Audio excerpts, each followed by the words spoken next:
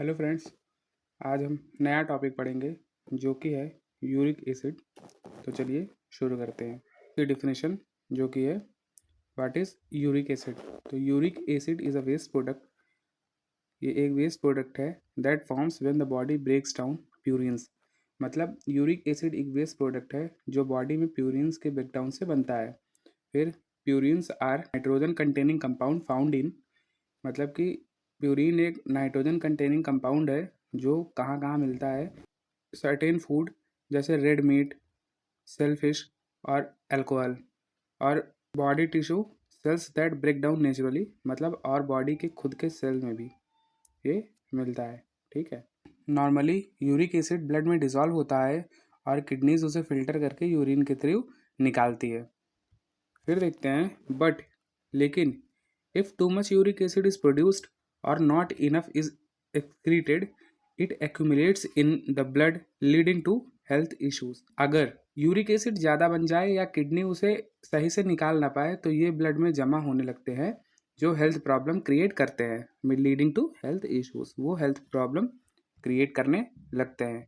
इसके आगे देखते हैं इसको कि what is serum uric acid test. Serum uric acid test होता क्या है? तो ये एक तरह का बायोकेमिकल ब्लड टेस्ट है that measures the level of uric acid in the serum. मतलब आप ये क्या है, ये एक तरह से हमारा जो सीरम होगा ब्लड में, ब्लड को जब हम सेंट्रीफ्यूज, कुछ देर तक ब्लड कोगुलेट होने के बाद जब उसे हम सेंट्रीफ्यूज करते हैं तो उसमें से जो सीरम हमें मिलता है, तो ये एक बायोकेमिकल टेस्ट है जो मेज़र करता है level of uric acid in serum. Serum में यूरिक एसिड का लेवल क्या है। तो ये क्या क्या हेल्प करता है डायग्नोज में, हम इससे यूरिक एसिड टेस्ट से क्या क्या हम डायग्नोज कर सकते हैं। तो देखिए, सबसे पहले गाउट एक तरफ से क्या होता है, ये इसमें क्या होता है, जॉइंट्स में इन्फ्लामेशन हो जाती है, जॉइंट्स में सूजन आ जाती है और दर्द होती है। मतलब जो प्यूरिन्स है, जो यूरिक एसिड है, वो जाके जॉइंट्स में इकट्ठा होने लगते हैं।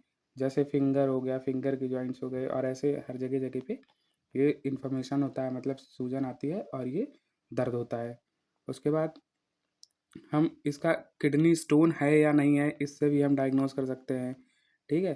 फिर मेटाबॉलिक एंड रीनल डिसऑर्डर्ड, मतलब कि किडनी में रीनल डिसऑर्डर तो कुछ नहीं है, मतलब किडनी सही से फिल्टर कर रही है कि नहीं है, रीनल सही से काम कर रही है, रीनल में कोई डिसऑर्डर है या नहीं है। और कीमोथेरेपी पेशेंट का मॉनिटरिंग भी करते हैं ट्यूमर लाइसिस सिंड्रोम पे। ठीक है।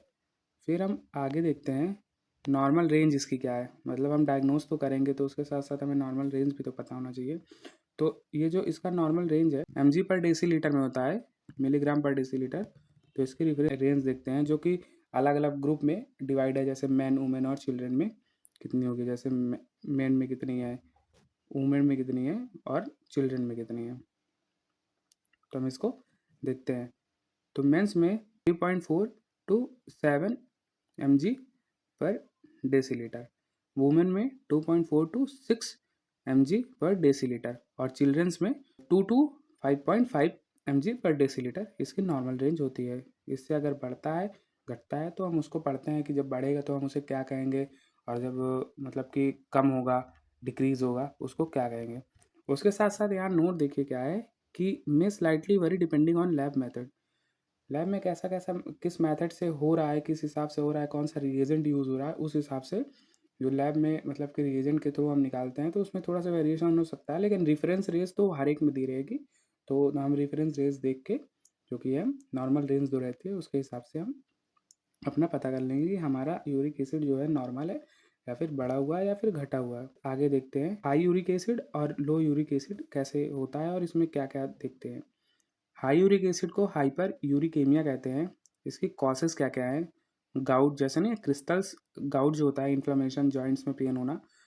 अ, तो crystal of uric acid deposit in joints. Uric acid के क्रिस्टल्स जो हैं वो जॉइंट्स में क्या है, डिपॉजिट हो जाते हैं। यूरिक एसिड के क्रिस्टल्स जॉइंट्स में हमारे डिपॉजिट हो जाते हैं। फिर chronic kidney disease, poor excretion, मतलब कि किडनी सही से फिल्टर नहीं करती या नहीं कर पाती। उसके बाद high purine intake, red meat, alcohol, seafood, मतलब कि ज़्यादा प्यूरिन वाले फूड जो हैं, जैसे रेड मीट हो गया, अल्कोहल हो गया, बियर हो गया, सी फूड हो गया, ये सब। उसके बाद डिहाइड्रेशन हो गया, ओबेसिटी हो गया, मतलब कि मोटापा होना, डायबिटीज़, हाइपरटेंशन, ये सब चीज़ें होने लगती हैं किसमें, हाई यूरिक एसिड में। इसके हमको लक्षण देखें अगर, सिम्टम्स कुछ देखते हैं, और कैंसर ट्रीटमेंट जैसे chemotherapy, increase in cell breakdown, ये सब। फिर इसके हम थोड़ा सा सिम्टम्स देखते हैं। तो इसमें क्या होता है, sharp joint pains commonly in big toe. Sharp joint pains होता है, मतलब कि जॉइंट पेन होगा, स्पेशली बिग टोज में होता है, ठीक है। शार्प जॉइंट पे बहुत ज़्यादा दर्द, और जॉइंट में रेडनेस हो जाएगी, स्वेलिंग हो जाएगी, टेंडरनेस होना, ये सब चीज़ें। किडनी स्टोन भी हो सकता है, सिम्टम इसका पता करने का कि किडनी स्टोन है तब भी हम देखें कि यूरिक एसिड हमारा बढ़ा या नहीं। उसके बाद फोम और यूरिन में बदलाव होना, और फोम होना मतलब कि झाग निकलना, यूरिन में बहुत ज़्यादा झाग बनना। अब देखते हैं हम लो यूरिक एसिड। तो लो यूरिक एसिड को हम हाइपोयूरिकेमिया कहते हैं। लो यूरिक एसिड को हम हाइपोयूरिकेमिया कहते हैं, जो less common but possible in यार होता है, लेकिन हो सकता है। जैसे इसमें हमें क्या देखना है कि लीवर डिसीज़ हो सकती है, ओवर हाइड्रेशन हो सकता है, उसका साथ साथ याद मतलब syndrome of inappropriate ADH secretion होगा, मेडिकेशन लाइक एलोपिनॉल ओवरडोज हम ले रहे हैं तब हो सकता है, या यूजुअली एसिम्टोमेटिक होना, मतलब कि यूजुअली सिम्टम्स नहीं होते हैं इसमें, किसमें, लो यूरिक एसिड में। फिर या कोई एमएलटी का स्टूडेंट है तो वो सैंपल कलेक्शन कैसे करता है, या फिर कहाँ से सैंपल कलेक्शन होता है। तो स्पेसिमेन की बात करते हैं तो वीनस ब्लड हम लेंगे। ट्यूब क्या होगी हमारी, रेड ट्यूब होगी, जो मतलब कि प्लेन होगा, और रेड टॉप वैक्यूटेनर। मतलब कि ये एक तरफ से रेड क्यों लेते हैं, क्योंकि उसमें क्या होता है, उसमें एंटीकोगुलेंट प्रेजेंट नहीं होगा। जब हम कोई वेन लेंगे, वैक्यूटेनर लेंगे जिसमें एंटीकोगुलेंट प्रेजेंट होगा, तो उसमें हम सीरम नहीं निकाल सकते। अगर एंटीकोगुलेंट प्रेजेंट है तो उसमें हम सिर्फ प्लाज्मा निकाल सकते हैं उसको सेंट्रीफ्यूज करके। वो क्लॉट ही नहीं होगा ना ब्लड।